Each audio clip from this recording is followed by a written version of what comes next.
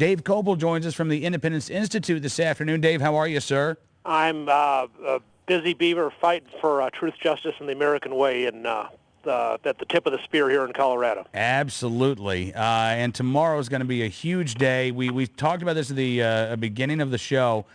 Denver Post says that at least 3 of these bills, quote, are in danger of dying when they're debated on the Senate floor on Friday, and that's huge.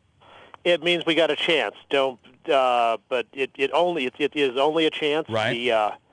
The level of pressure that is coming onto the moderate Democratic senators from the White House, from Bloomberg, and from Senate President John Morse is going to be very, very intense.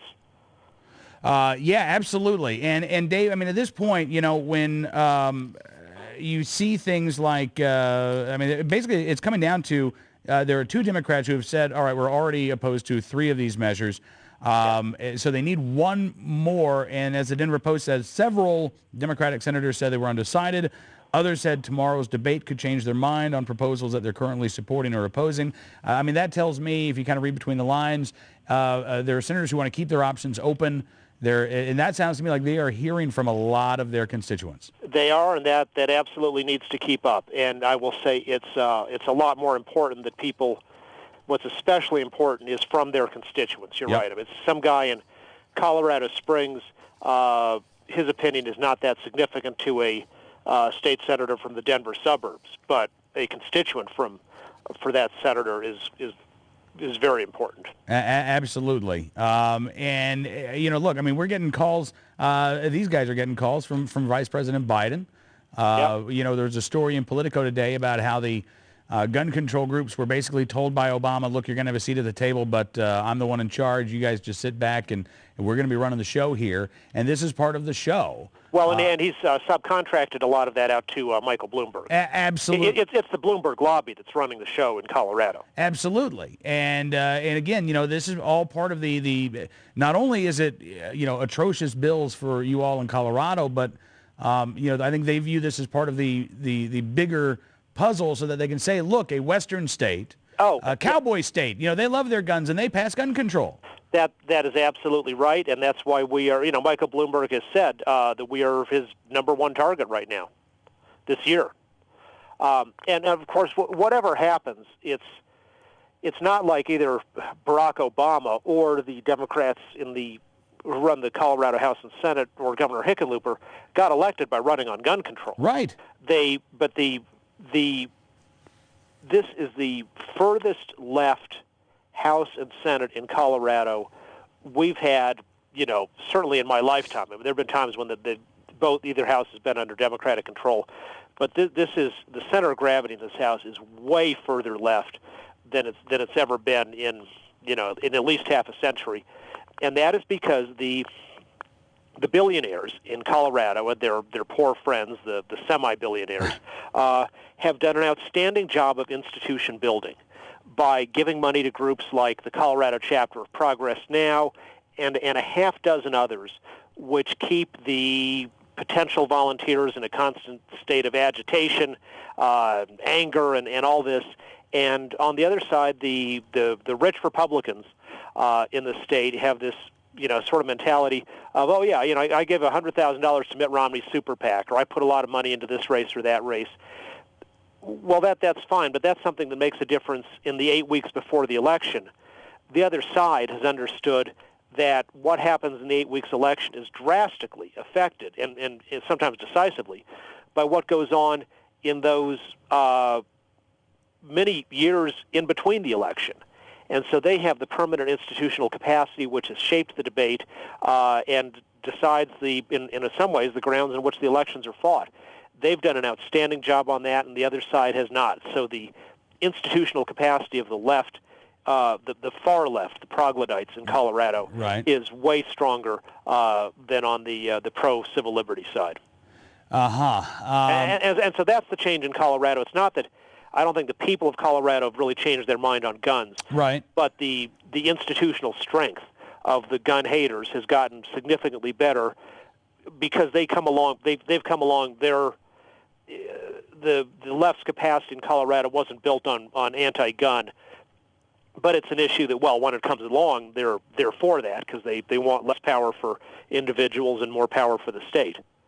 Yeah, and speaking of giving more power to the state, I mean, let's talk about who we're giving power to. The blog Red State reporting Colorado Representative Rhonda Shields has a bit of a Rhonda Fields, excuse me. Yeah, has a bit of a rap sheet. In fact, now they've got an update saying that her criminal record longer, a more extensive criminal record than was previously reported, including at least one offense that was committed while she was holding public office at a state level. Again, these are, of course, criminals like gun control, Dave.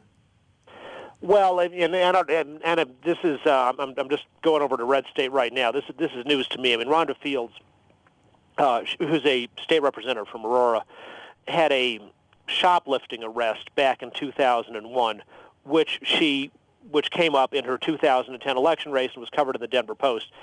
So the fact that some local activist published that this week really doesn't add anything to what people already knew. So I'm just looking at the Red State thing now. So okay, it looks like it's traffic. Okay, yeah, looks like it's traffic violations. She wrote bad check a few years before that, and she racked up traffic infractions, a lane assignment infraction, speeding between 15 miles an hour over the speed limit at the Denver International Airport, which is a place where a lot of people do speed on the way to flights. And then she sped between 10 and 14 miles an hour over the speed limit in Denver. Yeah, so I'm going to give her a pass on the traffic tickets. Yeah. This is, and in a way, this as the Denver Post has reported yesterday, that this anti-Rhonda, and others reported, this stuff on this petty stuff against Representative Fields is a distraction from the genuine war on women being fought in Colorado of Senators Evie Hudak, Representative Joe Salazar, saying they want to disarm women for their own good because women are too incompetent to use a gun for self-defense. Absolutely. And, I said earlier today that every one of those senators tomorrow, when they cast that vote, I want them to think about Amanda Collins, who testified in the committee, and I want them to think about the fact that they are going to turn every woman on campus right now in Colorado who's a concealed carry holder into Amanda Collins. They're going to turn her into a defenseless victim when right now she is legally carrying that firearm. Well, that's right. And the situation is you can as a sincere person, vote for some gun control laws and say, well, I don't think these really infringe people's rights. I think these are just good for public safety, and I still support the Second Amendment. And I might disagree with a person on some of those particular laws, but I recognize that's a very sincere position of plenty of people. The people who vote for the campus carry ban aren't in that category. The campus carry ban is the justification is anybody who's carrying a gun, even after a 10-point fingerprint check and safety training, is a danger to himself, to herself, and to everyone else. It is a full-out attack on the exercise of Second Amendment rights to own and carry guns for self-defense at all. This